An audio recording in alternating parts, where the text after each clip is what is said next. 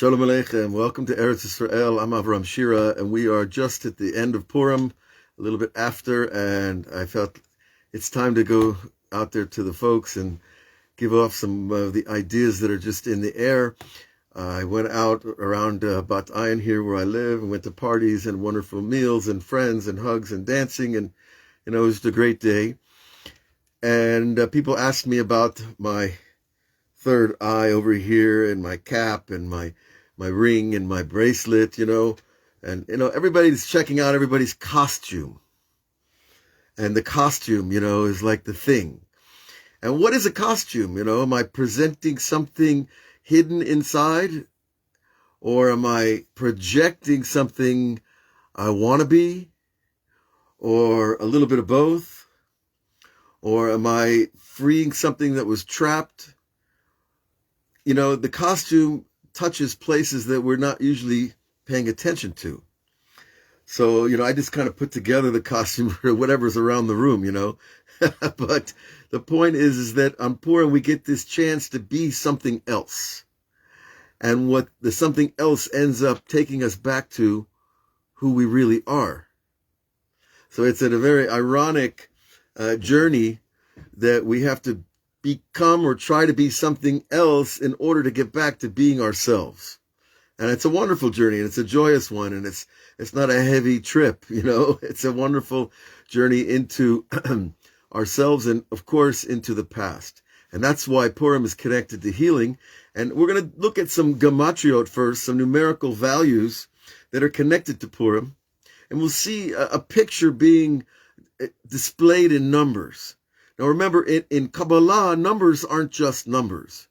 They are representative of energy fields that are represented by letters. And so when you think of numbers and letters and ideas, think of them as not abstract representational tools, but rather as real, energetic, living things that are connecting at a plane that we're not used to connecting to, but they're there. Okay, Purim is Gematria 336, 336. And these letters, if you turn them around, you get all these different kinds of, they're called permutations. And this is one of the ways I first was wowed by the Hebrew language, is this is no man-made creation, this language Hebrew. There's no way any group of wise men could sit down and create this religion. And much less the Aleph Bet, the Hebrew letters as we have them. Okay, so let's go through a few of the permutations, and you'll see maybe some connections. So Purim is also Mirapeh, and he heals, but that can also mean Umafri, and he multiplies. So already we have the idea of multiplying, the idea of healing. And that can also be, with a little grammar switch, healers or healings. Right? Now, Purim, of course, comes from the biblical context of the book of Esther, the idea of a lottery, a goral in Hebrew. The pur is a lottery, and Purim is the I guess you would say it's the multiple representation of that over and over again, many Purims, or if you want to say, they're they're Purim a lot on Purim. Okay, also 336 is shelo, which is just a personal pronoun for it's mine, or it's his, really. Shelo means it's his. The world is his. In the Megillah, we see that God is never mentioned once. And so if God is never mentioned, then how could you put this book in the Bible? But the rabbis say no. When the book of Megillat Esther mentions the king, it's really the King of Kings. And when it says the King Achashverosh, it means the Persian king, who I think is translated as Xerxes in the modern transliteration. So, but when we see just king it's really talking about God, and it's talking about above time and space. So shelo is one thing. Now another word of the same gematria is she'elah, a question. And certainly the Megillah is full of questions. Who is Esther? Who is Mordechai? Who is Haman? Where are these people from? What are they doing in Persia at the time? Why are they come together? Why did this all happen before the rebuilding of the Beit HaMikdash? So the Megillah is a big question, and which of course arouses many more questions. And all this is through the same number, 336. Well, then we have ulechaper, and to atone. So the atonement. What is atonement? You know, back in the New Age days, atonement was at one mint. A very nice little English twist, right? To be at one with something. And atonement is really that very idea, but in Hebrew, lechaper comes from the idea of a kapara, which is something given in lieu of something else.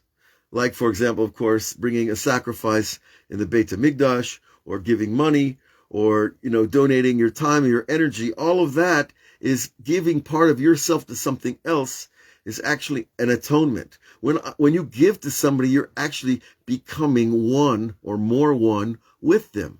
And that's why, of course, parents love their children more than the children love the parents, because the parents have to give all the time. and the children just learn to love to receive. But they'll get their chance when they become parents. But you see, so that's why the rabbis say more than the egel, the baby cow, wants to suckle the mother's milk, the mother wants to give the milk. And so you see that there's this giving and taking happening also in the idea of kapara. I like to call it a spiritual transaction. We need to bring things back to the way they were. And of course, the ultimate way they were was the oneness at the beginning of this entire story of this universe. Now, another word is rayon, a proof, right? So the idea of proving something, or a proof of God's existence in the mystery, in the hiddenness, is what also the Megillah is trying to do, without saying God's name. And that's an amazing thing for all these, super religious people to get together and not mention God's name. And it's still totally talking about that, which is really a metaphor for where things are in the world today, because to be religious is not cool anymore. And to be, and the whole awoke world is like, oh, you're religious. That's so old fashioned. That's so out of date. Right. And so many people, if you mention the word God, it's like, no, we don't even bring that up. And in the secular world, it's like you're looked at as an archaic or, a primitive person if you believe in God. And so all of that is, these are layers of fake news that have been laid on religion and human religious practice for a long time. Okay, we can deal with it, but the Megillah is this hidden document that hides things to reveal them. And to reveal something, it needs to be hidden first. So that's part of why we wear a mask and a costume on Purim, right? Because we can't really reveal anything if it's not hidden first. Otherwise, we're just walking, ultimately, okay, in your heaven, it's all revealed. You know exactly who you are and who everybody else is on a deep level. Now, there are obviously many levels of spiritual perception above this plane, but we'll worry about that after 120. Let's see how it goes, right? Another conceptual window attached to the Gematria 336, all the ones we've been mentioning are all 336, right? Is the word Haraphaim. Now, Haraphaim are, sometimes it's translated as giants, and sometimes it's translated as apparitions, which I like to put together, giant ghosts, right? But it really, it's used in a biblical context as of these great beings of the past. Some people identify them with actual real giants, and some people think that they're more metaphoric giants. They're spiritually advanced people, which is not hard for us to imagine either with the biblical descriptions of things. Okay, but the idea of the spiritual giants, of course, in Jewish thought, also takes us back to the founders of this religion, the people who lived the teachings that we're trying to learn, and their lives became the emblems, the pathways that we would follow. And so all of that is just connected just to the gematria of the word Purim. So you see, there's an endless, manifold interconnections of meaning just through one number. And, this is, in Pirkei Avot, the gematriot are called parparot lachochma, right? They're called like the delicacies of wisdom, not the hard, in-depth wisdom, that you get like in Mishlei, when King Solomon tells us little 4 or 5 letter, 5 word sentences. I'll get that right. Yeah, like Reshit Chochma Yirat Hashem. The beginning of wisdom is not wisdom. The beginning of wisdom is awe. Because when you have awe of what is, then you create a vessel to receive the wisdom that's behind creation as you view it. Or Ekev Anava Yirat Hashem, and it says, the heel of humility is awe of God. Now you might think the heel of humility is walking down and being lowly and being quiet and not, showing up too loud in a group. No, that's not humility. Humility is when we understand how great Hashem is, and compared to, anything of my little brain, right? So Ekev Anava, the heel, the lowest place of humility, the foundation of the heel also holds up the whole body, is awe. Again, it goes back to awe. So that's hardcore wisdom. Gematria are like fun. They're like to show us the interconnectedness of things. Okay, but all of this, what does it have to do with the first permutation of the word Purim, which is marpe, right? Mirape, and this idea of healing of Purim. What are we talking about? So first of all, of course, healing is restoring health. That's not too much of a big new idea. But what's restoring health is going back to a better state, a state where things are in balance and work well together, that our bodies are not at war with each other. And that means that the air, the earth, the water, and the fire systems in the body need to be at balance, because all those systems will compete and destroy each other. If your fire system overwhelms your body, you get overheated and bad things happen, right? If it's too much water, then that drowns the body out. And if it's too dry, et cetera, we see this in the earth, in the atmosphere around us, in the geography and in the land, but it's also inside us. Those 4 elements need balance, and that's part of the return of health. Okay, now, I like to think of it as connecting to the way I was before this world got a hold of me, or before I got a hold of the world, right? That pristine state of childhood, before the dreams were destroyed, before our fantasies were made fun of, before our bodies were abused, before our minds were invaded. When we were I remember being very happy, and I couldn't understand why people couldn't be happy, including the family around me. And the people out in the street, and it seemed like happiness is the natural way of being, and actually nature is happy. It's only humanity has the potential to be unhappy, because we have this deeper perception, and we have this sense of loss, and we have this sense of injustice, and that causes us a lot of unhappiness. Okay, but still, we're on this track of what is healing. Right now, healing, going back again to the beginning, is going back to the place where we weren't damaged. Can you imagine who you were without the broken hearts? Who you were before, you had all those disappointments, before we got connected to things that weren't good for us? That's healing. That's where it's happening. But, okay, we know there's a long way between talking about it and living it. And we want to live it. Talking about it is just to get the mind on track. But what is the healing energy then? It's going back to the beginning, to the restored state that I once had. What is that healing energy? Well, in simple terms, it's called Shefa in Hebrew, which means life force. But what is the life force? Well, it's the desire to create. The simple desire to create. That, if you watch your grandkids, if you have any, if you don't, well, then watch somebody else's, Watch how they are. They'll take any 2 little things and start to play with them. They're actually trying to create 2 sticks. They're going to make something with it. And this urge to create is the life force itself. Now, in the Greek language, enthusiasm means in theos, which means in God. So you see that enthusiasm is also this energy, this life force, this desire to create and to see your creation, to experience the out of body sense of creating something else. And you can have that in a lot of different ways, whether it's with music or in art or in drawing or in writing or in song.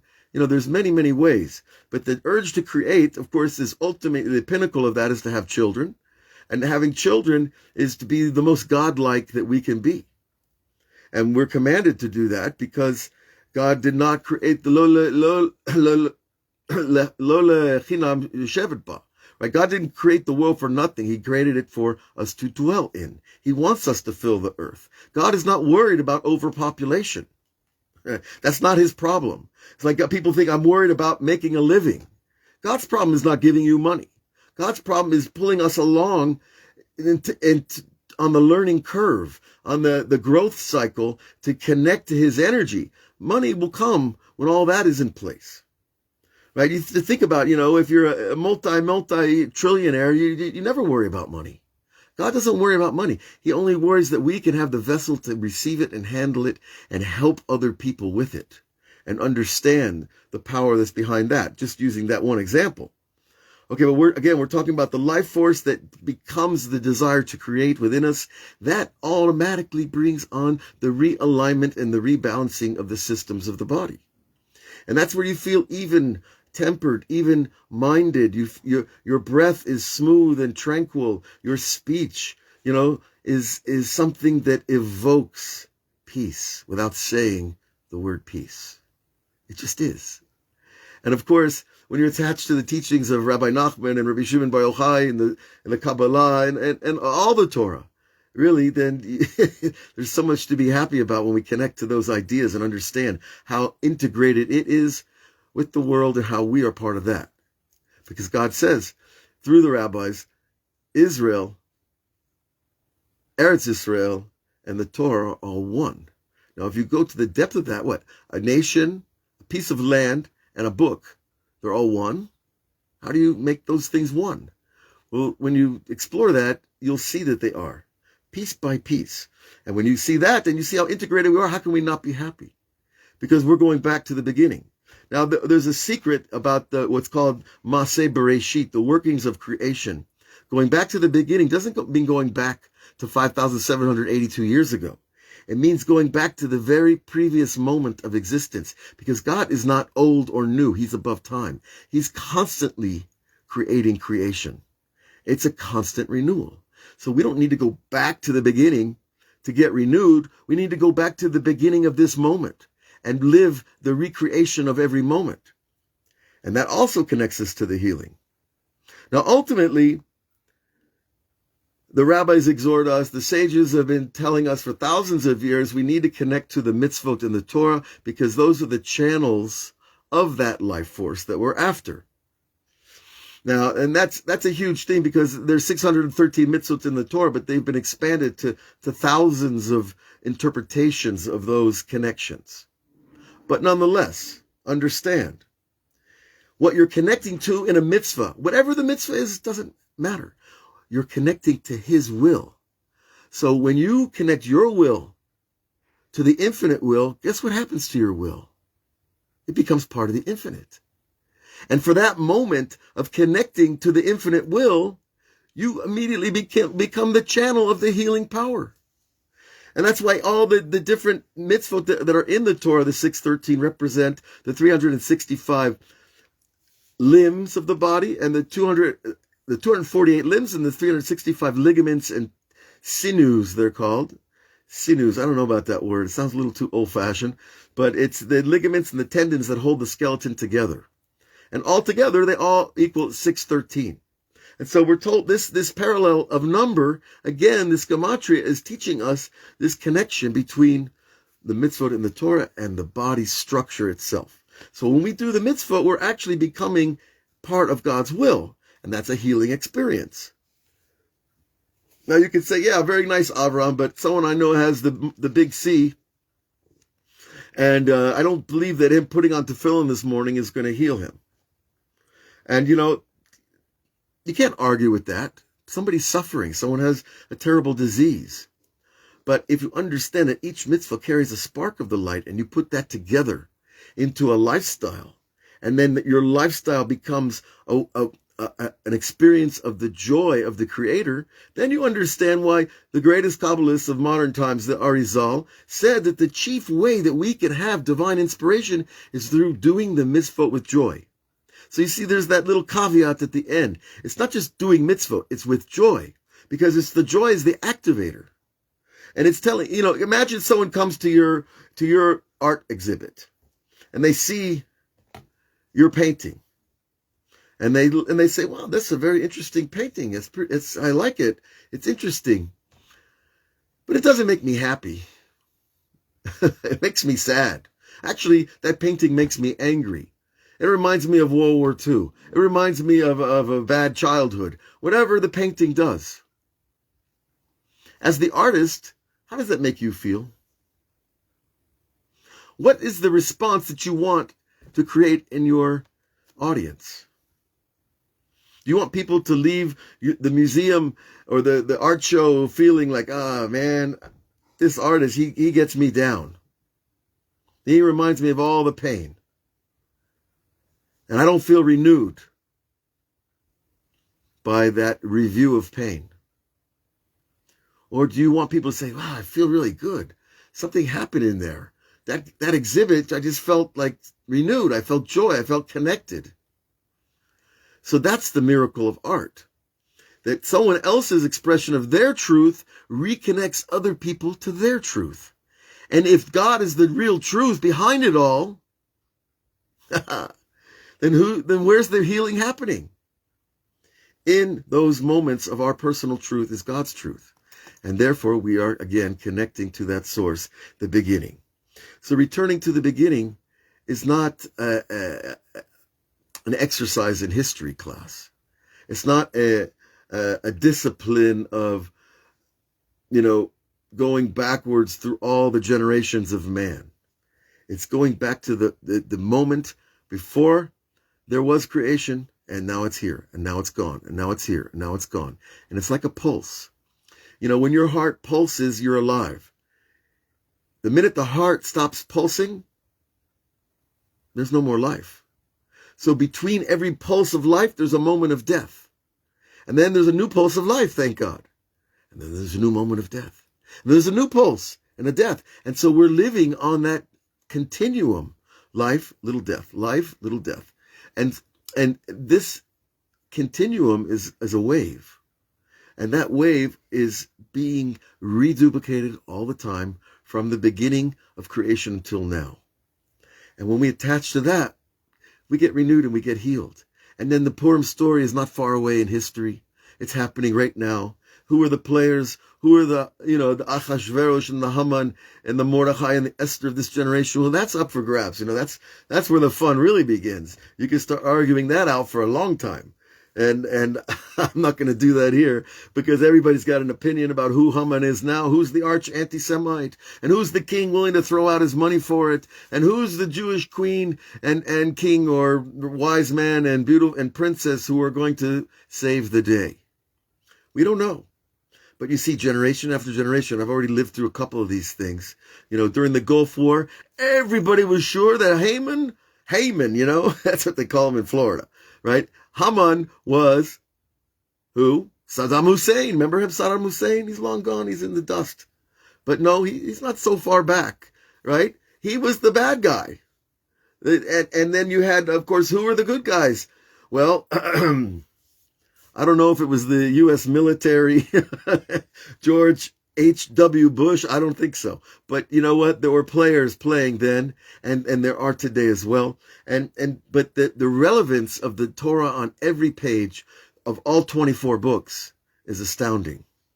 And that also is the rayon that we had before, the idea of Purim being the proof, the logical reasoning that this cannot be mikra, as it's called in Hebrew. It cannot be coincidence. Coincidence.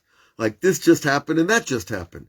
Yeah, if the sea split and there weren't 3.2 million people standing at the beach needing to cross because of Pharaoh's army, it wouldn't be called a miracle just because, look, the sea dried up. No big deal.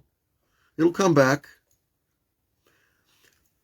So it's the timing of things that presents us the opportunity to see the miracle if we choose. So I want to bless you all to see the miracle in your lives, to see the miracle in the Jewish story, to connect your miracle to the big miracle, and to understand.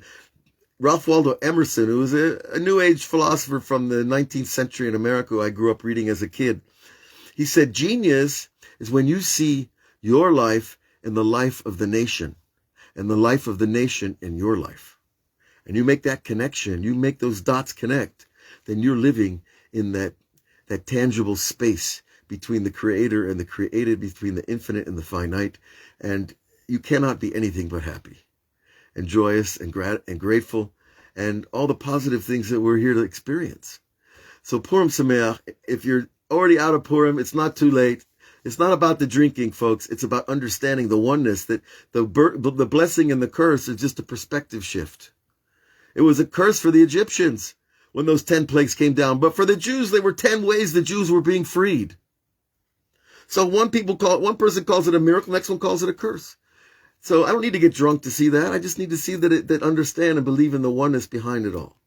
God bless you all. We'll continue with our everyday classes of Rabbi Nachman on Patreon, where we're slowly bulldozering our way through all these amazing ideas. Sometimes it takes us a week just to do a couple of paragraphs, but it's worth it when you see the wisdom that God gave to the wise men of Judaism, and there are teachers, and they loved us to give their lives to us in their books. So God bless you all. We'll see you again. Purim Sameach.